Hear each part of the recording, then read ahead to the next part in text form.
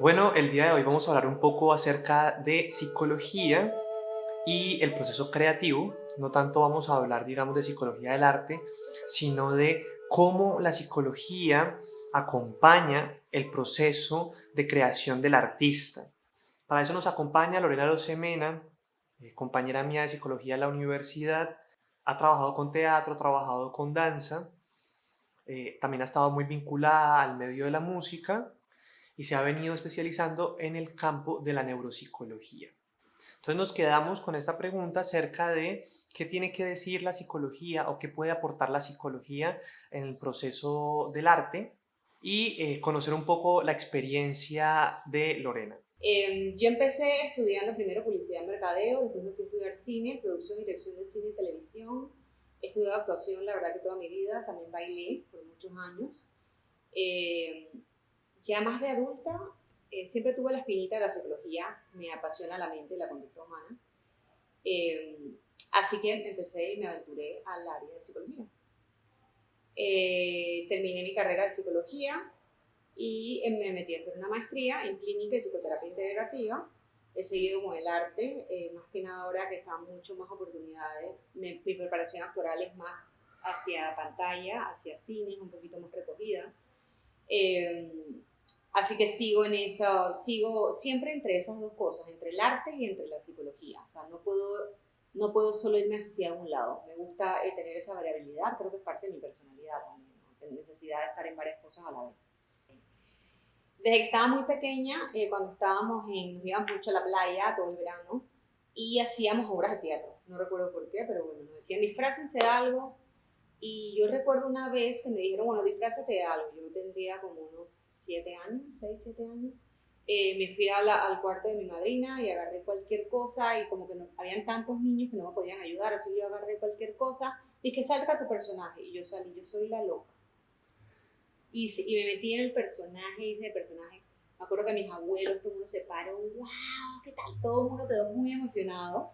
Y bueno, ahí como que se me despertó una espinita.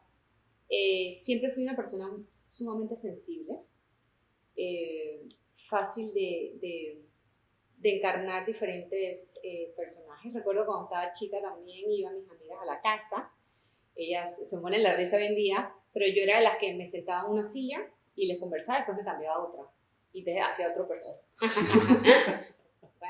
Bueno, en ese momento para ellas era como muy divertido, pero era muy raro. Y yo iba pasando por diferentes sillas, narrando diferentes cosas. Desde muy pequeña era bastante diferente a mi grupo de amistades, porque era sumamente profunda en mis pensamientos. Yo recuerdo que para ellas hoy en día me dicen, ¿tú por qué sabías eso a tan temprana edad? Ahora yo pienso como tú pensabas en ese momento.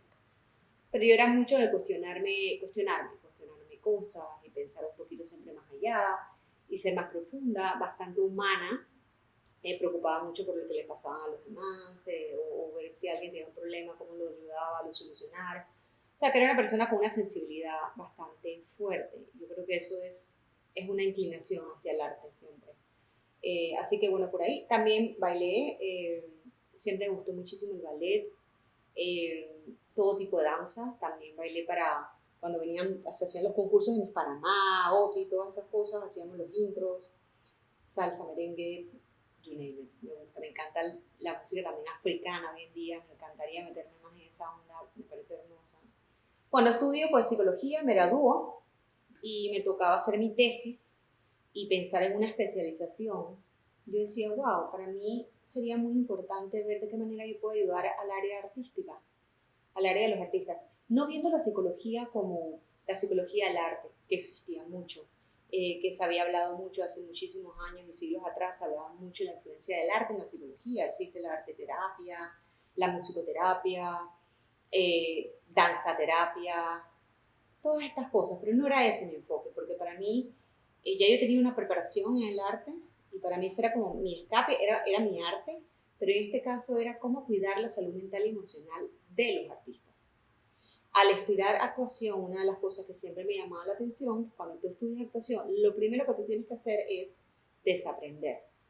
¿Ok? Entonces tú creces toda una vida diciéndote qué es lo correcto, cómo te debes comportar, cómo debes comportarte adecuadamente en la sociedad, Pero cuando empiezas a estudiar actuación, justo tienes que romper con eso. Tienes que aprender a comportarte de una manera de repente no la manera adecuada, a que no te importe el ridículo, hacer el ridículo, que no te importe exhibirte y sobre todo volver a ser niño. Desde todo el tiempo que uno quiso crecer, de repente ahora no, ahora tienes que volver a ser niño para jugar, porque lastimosamente el adulto pierde esa capacidad de juego. Entonces, para tú ser un actor tienes que volver a recuperar esa capacidad de jugar y encontrarte con tu niño interno, lo cual debería ser en la vida diaria, pero bueno. Viendo todas esas cosas y viendo y estudiando mucho la vida de muchos actores, no solo actores, sino artistas, músicos, etc. Mi esposo, estoy casado con un músico, así que veo muchísimos documentales de músicos. También empecé a ver cómo muchos de ellos habían sido afectados por diversas cosas en su recorrido artístico. Entonces, claro, para mí se me creó como esa espinita de decir, ¿qué puedo hacer yo desde mi conocimiento, desde mi estudio, para apoyar a ese grupo tan importante de la población que es el artista? Entonces empecé a buscar y me di cuenta que no existía ninguna especialidad como para decir voy a tratar al artista. Entonces ahí me empecé a preguntar, ¿será que es necesario crear una especialidad para crear al artista, para atender al artista o no? Ahí fue donde planteé mi tesis y me encontré con diversas opiniones, ¿no? Yo hice mi tesis y en mi tesis entrevisté a grupos de psicólogos y a grupos de artistas. Esa fue mi población. Dentro del grupo de psicólogos me encontré muchos que negaban y decían, no me parece, porque ¿qué me quieres decir? Que ahora yo como si quiero atender a los abogados necesito una especialización de abogado, si quiero atender y no me parece. Pero yo decía, ok, yo como mi sangre también era artista, yo decía, ok, si no siento que cualquier psicólogo puede atender o puede tener la sensibilidad de atender a un artista. Porque claro, yo me enfrentaba en ese momento a empezar una maestría y familiarizándome mucho con el bendito DSM-5, DSM-4 en su momento, DSM-5 ahora. Y al ver el DSM-5, que no es cuestión de criticar, porque es lo que es y es lo que tenemos, pero yo decía, wow, un artista en un momento de proceso creativo, real, donde realmente has metido un proceso creativo, puede llegar a un psicólogo y estar en línea en varios de esos trastornos que salen ahí. ¿Ok? Entonces, claro, yo sé, hay una línea muy delgada en que se le puede etiquetar. ¿Ok? Y hay una línea muy delgada en decir, ok, ¿hasta dónde llega mi arte, mi pasión por el arte y hasta dónde llega mi cuidado de salud mental y emocional? Entonces, para mí era como esas dudas de decir, ok, no sé si todo el psicólogo entiende el proceso creativo que tiene un artista, porque ocurre que el artista después de un proceso creativo puede empezar a padecer depresión o mucha ansiedad y llegar a un especialista de la salud mental y ser medicado. Entonces, al ser medicado, ¿qué pasa con su arte? Con su capacidad de crear, con su capacidad de sentir. Sabemos que muchos medicamentos es lo primero que inhiben. Entonces, si tú inhibes esa parte, ese dolor que tiene que sentir el artista con una medida de cuidado para crear, entonces, ¿qué pasa ahí? Entonces, esos eran todos mis cuestionamientos que yo tenía, pues hice mi tesis en eso. También me pasó algo muy curioso, que lo repito, porque la verdad que para mí fue como que una puñalada al corazón. En el momento que me lo dijeron y después lo analicé, dije, no, ya, me da una razón más. Una vez una colega me dice, no me parece, yo le digo, ¿qué pasa? Me extraña que en grandes producciones de Hollywood con muchísimo presupuesto, yo veo que hay un cuidado, de repente hay un seguro de que te cura el actor, de que si se le cae una lámpara encima, bueno, lo curo. Pero ¿qué pasa con su salud mental y emocional después del personaje que actúa?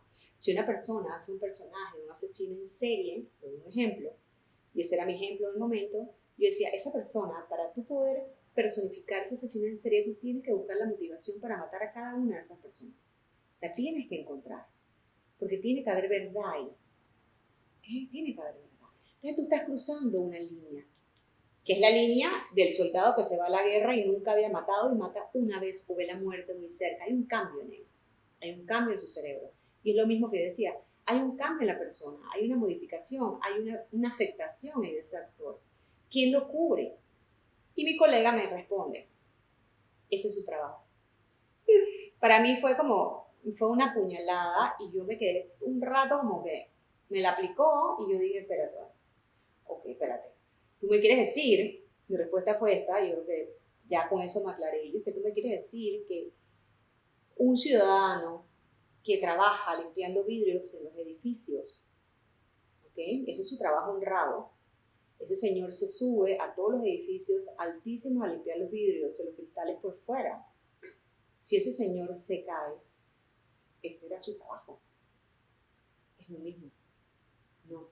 Si ese artista queda afectado por lo que está generando dinero para una compañía, debe tener un acompañamiento. Yo decía, ¿por qué no existe ese acompañamiento antes, durante y después?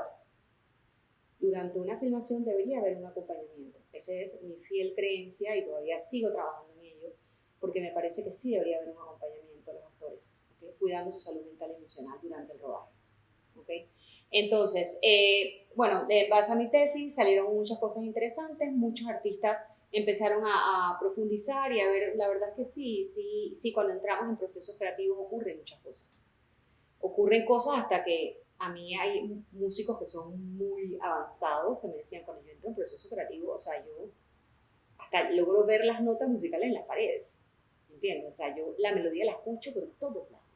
Claro, tú vas a donde alguien le dices eso, va a decir, en la época de antes decían, no, ese está medio, no, pero es que está activado a todo, ¿no? Entonces, claro, cuando tú ves que un proceso creativo afecta a dos cosas, tiene una afectación, la parte mental, estás exponenciando tu mente. O sea, tu creatividad la estás llevando al máximo y tu emocionalidad estás llevándola al máximo. Entonces, ¿cuál es la línea delgada de decir hasta dónde debo llevar esa emocionalidad para que no me afecte al ser humano que es dueño de toda esa emocionalidad? Y es donde yo me decía anteriormente, en el pasado, no en el pasado todavía, como la profesión artista todavía, a pesar de que ya hay leyes que la amparan, en muchos lugares no hay seguros que los cubren como profesión, etcétera. Claro, al tener una profesión que no está tan estipulada o no tiene un camino tan marcado, cuando a un actor o un músico o a alguien le llega una oportunidad de oro, lo ve como que es la oportunidad y es como si me suicidara ante la oportunidad.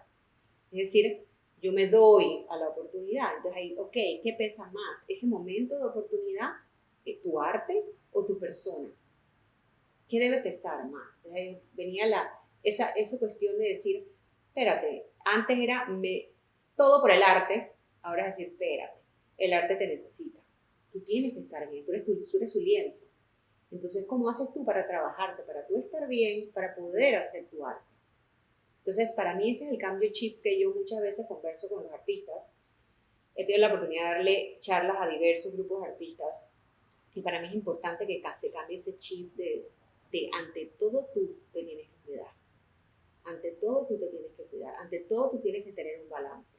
Ante todo tú tienes que entender que ya no es de que yo soy artista nada más. No. Tú eres humano y dentro de ese ser humano tienes diferentes facetas, ¿no? Y para mí yo juego mucho con esa parte de que somos biopsicosociales espirituales. Y yo juego mucho con eso, con ellos, para que ellos entiendan que ellos no son solo una cosa. Y tiene que tener balance. Antes los artistas decían, es que yo como soy artista, yo no hago ejercicios. O yo no hago deporte, porque es que yo soy artista. No, tienes que hacer deporte. Mira, el bloqueo es una frustración, primero que todo. Es una frustración para el artista. Y yo creo que lo primero es que tiene que hacerse amigo de esa frustración, porque es parte del proceso. ¿Qué pasa cuando tú no estás presente y estás enfocado en el resultado? ¿Qué pasa cuando tú en vez de estar aquí y ahora estás enfocado en lo que va a pasar o que el resultado tiene que ser perfecto? Se genera estrés y se genera ansiedad. Y sobre todo yo lo veo desde el punto de vista, primero que sí es una frustración, pero desde el punto de vista de ese no estar presente en tu proceso creativo. Cuando tú no estás presente del todo en tu proceso creativo, ocurre que quizás tu mente está deambulando en lo que puede llegar a ser, en cómo puede ser ese final, o en si la gente le va a gustar o no le va a gustar, la aceptación, la no aceptación, y eso es como verte en la línea del tiempo mental, o sea, en vez de estar en el aquí y en la hora con lo que estás haciendo, te estás trasladando hacia el futuro. Cuando te trasladas hacia el futuro, lo único que haces es alimentar el estrés y la ansiedad. O sea que, primero que todo hay que entender que es parte del proceso y hay que aceptarlo. como parte del proceso. Quizás hay momentos en que cualquier artista se tiene que echar para atrás y observar su obra y verla cómo está agarrando vida, en vez de estarla juzgando o querer que tenga un ritmo. Yo creo que la obra tiene vida propia y esa es la parte un poquito frustrante. Ok, yo creo que todos tenemos traumas en la vida, yo creo que el trauma es parte de la vida. No es tan fácil mirarlo como que, bueno, el trauma puede ser verlo como una herramienta, no es algo que uno quiera llegar a eso, ¿ok? Pero es algo que está, viendo desde el punto de vista que el trauma existe, todo lo que te ocurra en esta vida puede ser un proceso de aprendizaje. Cuando es un trauma muy profundo, sí es real que debe ser algo que tú debes tratar inmediatamente. Entre más antes lo trates con un especialista, es mejor. Muchas personas dicen, no estoy preparado para tratar eso. No, hay que verlo desde el punto de vista que hablábamos anteriormente, que es la parte de la neuroplasticidad. Todo acontecimiento, toda emoción muy fuerte tiene una modificación en tu cerebro inmediatamente. Entonces, entre tú antes lo agarres, más tú puedes ayudar a que esa modificación no te juegue en contra, ¿ok? Cuando tú eres una persona atenta, que es lo que hablábamos, la necesidad de explorar la atención, cuando tú eres una persona que practicas la atención y estás atenta a lo que te ocurre, entonces tú puedes moverte. Muchas personas viven en automático y no entienden ni siquiera el trauma, ni siquiera entienden qué fue lo que le pasó, ni siquiera entienden qué es lo que les molesta y ni siquiera quieren entenderlo. Entonces, todas esas emociones no se van a ir porque tú no las entiendas o porque tú no les prestes atención. Esas emociones igual se van a quedar en ti, se van a quedar en tu mente o en tu cuerpo o en tus órganos, en tu piel. Entonces, es importante esa parte de decir, prestar atención, qué es lo que se está moviendo en mí. Cuando tú prestas atención, y para mí es como el primer paso del bienestar, el prestar atención. Tú empiezas a desarrollar la capacidad de empatía. Cuando tú empiezas a desarrollar la capacidad de tener empatía, tú puedes poder entender qué es lo que pasa en ti y qué es lo que pasa en el otro. ¿Ok? Cuando tú entiendes qué es lo que pasa en el otro, ya es como si dejaras un poco el trauma o esa fantasía de especular, sino que eres un poquito más humana. Entonces, cuando tú empiezas a practicar la empatía, no te quedas en entender, sino que empiezas a hacer movimientos hacia, tú trabajas la resiliencia, porque te vuelves una persona que entiendes lo que está ocurriendo. O sea, primero es entender, yo creo que esa es la primera base, ¿no? Y sí, cualquier acontecimiento que te pase, si tú eres una persona despierta y lo agarras en conciencia, puede llevar a movimientos que jueguen a tu favor o en tu contra. Y la idea es que lo hagas a que jueguen a tu favor al final. Bueno, el arte es sensibilidad, el arte es humanidad. Yo creo que es una de las cosas que más estamos perdiendo, sobre todo en este momento, es la parte humana. El arte te vuelve a llevar a esa parte más vulnerable y esa vulnerabilidad te regresa esa humanidad que vamos perdiendo con el ser automático.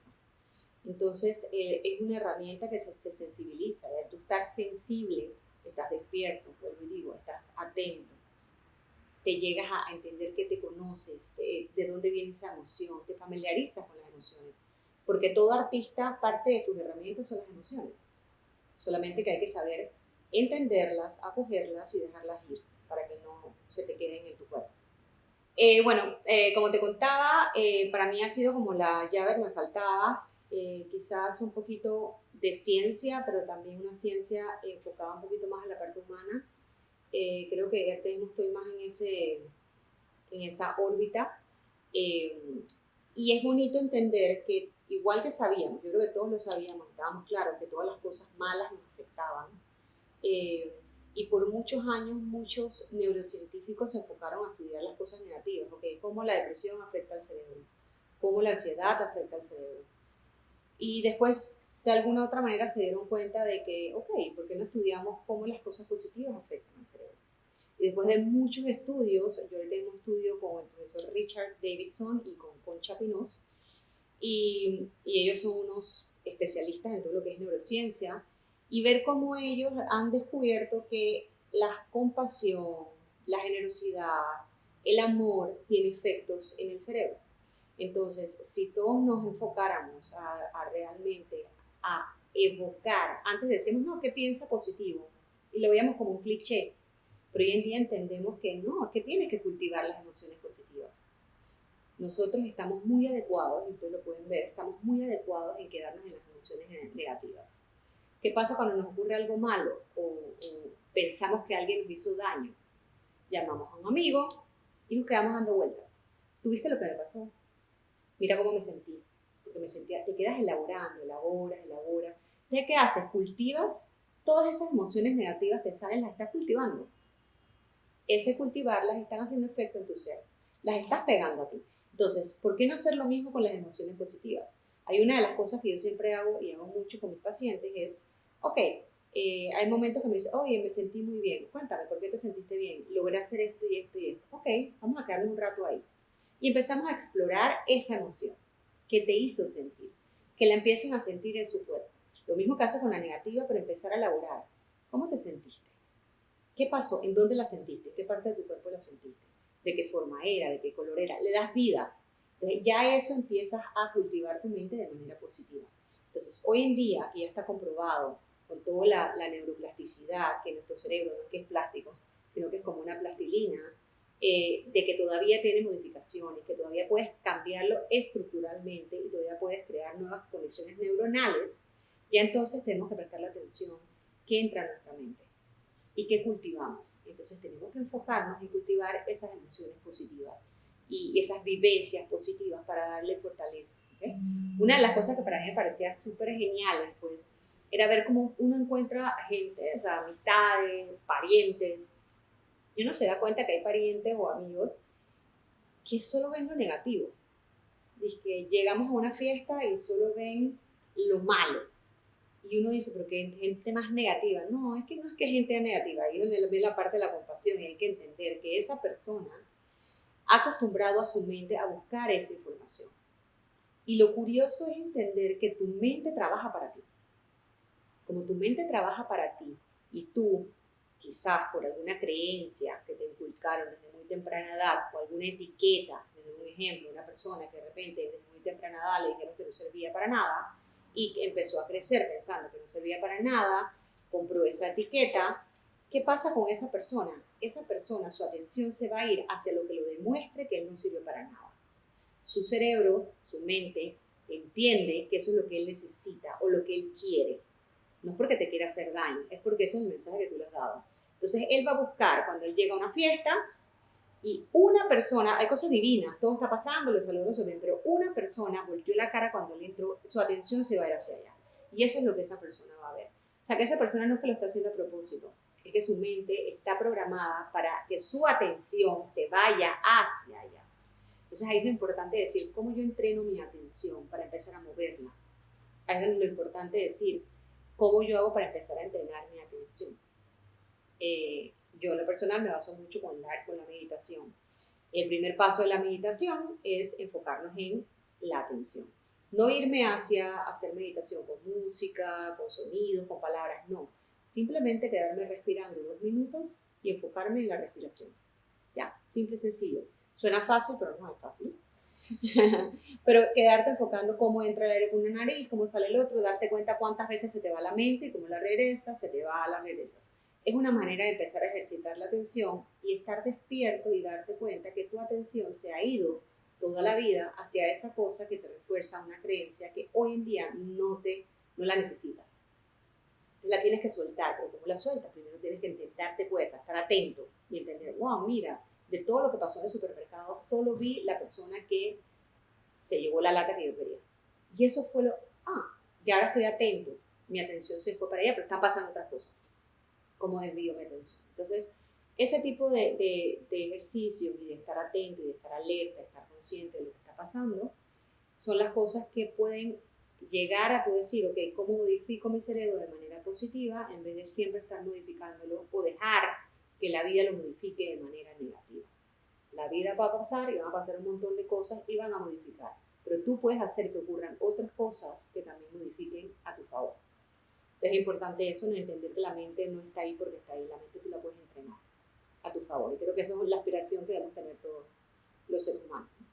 Pero sí hay una cosa que está súper demostrada, es el efecto que tiene en el cerebro la música, el efecto que tiene en el cerebro aprender un instrumento a temprana edad, el efecto que tiene el cerebro aprender a escribir y practicar la escritura, la danza. Entonces, entre tú más temprano expongas a un niño a esas experiencias, ¿ok? O sea, si tú, no sé, uno como adulto has intentado ahora aprender un instrumento, ¿no? Pero yo siempre decía que sencillo se ve tocar batería, hasta el día que me monté en una batería y me di cuenta que tenía que hacer una cosa con la mano derecha, otra cosa con la mano izquierda, otra cosa con el pie. Y ahí me di cuenta que yo soy súper coordinada y me di cuenta que no tenía esa coordinación. Entonces, es una manera de ejercitar, es una manera de eh, eh, que tu cerebro, tú lo enfoques o le prendas diferentes áreas y las estés utilizando, ¿ok? Todas esas áreas que tú activas por medio de la música, por medio del baile, por medio de la actuación, son áreas que van a hacer que tu niño desarrolle cosas que quizás otros niños no desarrollarían pegados al iPad, a toda la era digital que tenemos ahorita. Entonces es algo tan valioso que ya no es que qué bonito que mi niño toque piano, no.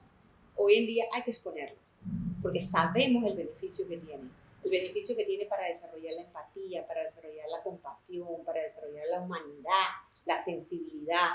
O sea, eso va a ser de un buen ser humano al final. O sea, que ya hoy en día no es negociable decir, no, es que lo quiero para que me toquen las noches de Navidad. No, lo quiero para que él ejercite unas cosas que le van a hacer bien para él. Bueno, para cerrar, dentro de toda esta área que yo estaba desarrollando en la parte artística con la psicología, siempre lo veo de dos puntos. Por un lado, pues el arte es un canalizador innato de emociones.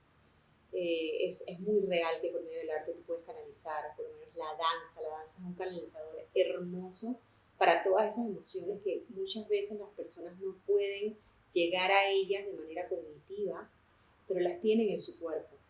Es una manera hermosa de sacar, ¿ok? De flexibilizar. Las personas dicen, no, que para qué me voy a estirar. Tu cuerpo no es flexible, ¿cómo va a ser tu mente flexible? Entonces tú debes flexibilizar tu cuerpo para que tu mente también sea flexible. Entonces, también por medio del arte, una de las cosas que yo he observado es que hay cosas que se ejercitan al favor de la humanidad o a favor de ese ser humano. Por medio del arte una persona ejercita la concentración, la atención, sobre todas las cosas, la concentración, el nivel de estar consciente, el nivel de estar aquí y ahora con lo que estoy haciendo, la sensibilidad, la escucha activa, el juego, el desaprender, que es tan importante, esa habilidad de desaprender que tiene el artista. El artista que baila camina de una manera y cuando empieza a bailar se da cuenta que ya ahora se mueve no como camina, ahora se desplaza. Entonces es desaprender para volver a aprender. Es igual, el actor tiene que desaprender y volver a ser niño, desaprender y aprender a reírse de sí mismo. Hablando de la risa, que yo creo que es una herramienta hermosa y espectacular que también se desarrolla por medio de, por lo menos en el caso de los actores, el beneficio que tiene, o sea, la risa tiene un beneficio enorme, ¿ok? Pero el beneficio que tiene el lograr reírte de ti mismo es incomparable. Cuando tú logras reírte de ti mismo, hay modificaciones, y eso es hermoso también en el área de neuroplasticidad, que están comprobadas, que ocurren a nivel cerebral, a nivel de áreas cerebrales, que juegan a tu favor. Entonces, esa flexibilidad de poder decir, ¿sabes qué? No me salió bien lo que hice y me puedo reír, ¿no? Es como yo muchas veces cuando yo atiendo a pacientes que están pasando por momentos de estrés muy fuertes, yo intento traer la risa al momento y poder llegar, a pesar de que sea algo muy fuerte, siempre hay un espacio para la risa, siempre. Y poder decir, ok, mientras que solucionamos esto, pudieras encontrar algún artículo que te recuerde que la vida no es tan seria al final, pudieras ponerte una media raya, pudieras ponerte una cola como la de un Jedi, algo que te recuerde que siempre hay espacio para la risa. Entonces, todas esas cualidades que acabo de mencionar se practican por medio del aprendizaje del arte. Por eso es que el arte debería ser una disciplina que no es que como la gente lo ve como que es un gasto de la sociedad, debe ser gratis, no. El arte debería ser algo que es parte de la educación primaria de un niño, de la preparación de un ser humano. Hay gente que ha entendido eso y dice, yo voy a una clase de actuación no porque quiera ser actor, pero sé que me da beneficios. Entonces creo que es algo que todos deberíamos pasar por ahí, por los beneficios que te da, que se resumen en bienestar. El tema es que los artistas entiendan de que esos beneficios que ellos han adquirido lo deben utilizar para su vida diaria, no solo para su arte, para mantener ese equilibrio. Ok, si al final queremos una sociedad más productiva, una sociedad más sensible, una sociedad más humana, debemos apostar por el arte. El arte tenemos que dejarlo de ver como un coste económico, lo tenemos que dejar de ver como un favor, lo debemos ver como una necesidad. Por medio del arte uno aprende a improvisar, que es tan importante, uno aprende a trabajar en equipo. Créeme que si un actor entra en escenario, sabe que su compañero tiene que decir el diálogo para que él pueda tener una respuesta. O sea, que hay un trabajo de equipo, de compromiso y de confianza sumamente fuerte, y pasa igual con la música. El que está tocando el violín, lo está tocando porque sabe que el cello va a entrar. Y no se está preocupando, él sabe que él está tocando eso porque su compañero va a trabajar en equipo y le va a dar el sonido que necesita. Entonces, tiene un montón de valores que trae el arte, que debemos empezar a pensar y a cambiar ese chip y a tener un apoyo que sea realmente importante hacia los artistas. Y sobre todo, entender que es una profesión. Y ahí va para los dos. El espectador, el empresario, la industria, entender el valor que tiene el arte, y el artista, entender que la profesión del arte no es solo el arte. El artista debe ser una persona que se tiene que preparar para todo. El artista no es solo un artista de instrumento. El artista es una profesión que tiene que entender de cultura, de geografía, de la vida, arquitectura, de lo que tú menos creas, tiene que saber el artista. El artista es un profesional completo, porque si él no entiende todas esas cosas, él no puede ni escribir con validez, no puede sacar un personaje si no entiende dónde está parado ese personaje, tiene que saber de historia. O sea, que es una profesión realmente completa y la tenemos que empezar a ver de esa manera. Una profesión que hay que darle la validez y el peso y la importancia que tiene en la sociedad y como profesión. Es una profesión que sabemos hasta ahorita mismo que no solo es decir, ay, soy artista, tienes que cuidarte, tienes que tener todas esas actitudes de artista, pero también tienes que ser emprendedor, también tienes que saber cómo te abres el camino. Es sumamente complejo la profesión de artista y tiene que valorarse como tal. Así que bueno, mi mensaje sería ese, que simplemente empecemos a ver que el artista es una profesión. Dejemos ese miedo de decir, no, es que el artista es porque no quiere estudiar otra cosa. No, es que el artista tiene que estudiar arte y esa otra cosa también para ser un artista completo. ¿Ok? Debemos darle ese valor porque la sociedad sería diferente. No estaríamos con tanto problema, seríamos un poquito más humanos, ¿no? Y al artista también le digo que también hay que trabajar dentro del arte la parte de un poco el ego que sucede y la parte de ese miedo a que te roben lo tuyo. Eso es algo que hay que trabajarlo porque si no nos unimos como gremio, no se lleva a ningún lado. Yo creo que eso es una de las cosas que hace falta, el entender que hay que trabajar en equipo. Si la oportunidad no era para mí, que sea para ti, ¿no? Y esa parte sí es importante que lo trabajemos, que se trabaje en la parte del artista y en la parte de la industria, que lo vea como una necesidad para la sociedad.